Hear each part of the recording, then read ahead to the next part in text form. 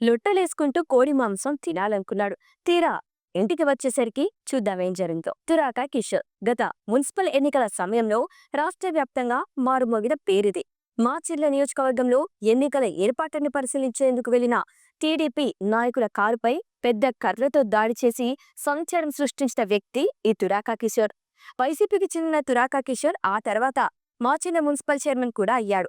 గత ఎన్నికల సమయంలోనూ అల్లర్లకు పాల్పడిన తురాక కిషోర్, అతని తమ్ముడిపై మాచర్ల పిఎస్ పరిధిలో అనేక కేసులున్నాయి. అయితే ఎన్నికల్లో వైసీపీ ఓడిపోవడంతోనే తురాక కిషోర్ అజ్ఞాతంలోకి వెళ్లిపోయాడు. అతని కోసం పోలీసులు అనేక చోట గాలింపు కూడా చేపట్టారు. అయినా ఆచూకీ దొరకలేదు. 6 నెలల పాటు పోలీసులకు దొరకకుండా తప్పించుకున్నాడు.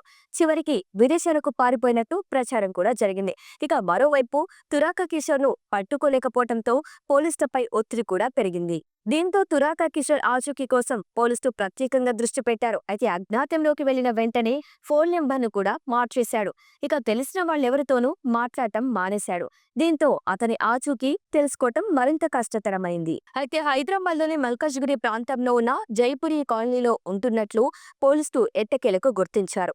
గత ఏడాది డిసెంబర్లో పోలీసులు రైడ్ చేసి తురాక కిషోర్ను అదుపులోకి తీసుకున్నారు.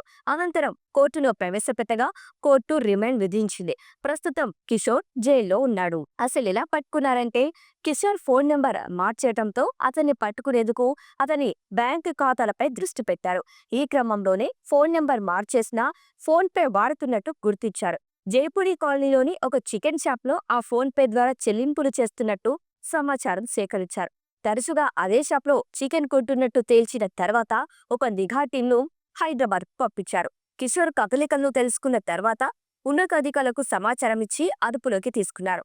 ఆ తర్వాత అరెస్టు చేశారు. 6 నెలల పాటు ముప్పు తిప్పలు పెట్టిన కిషోర్ ఆచూకీ చివరకు కోడి మాంసం పట్టి వచ్చింది.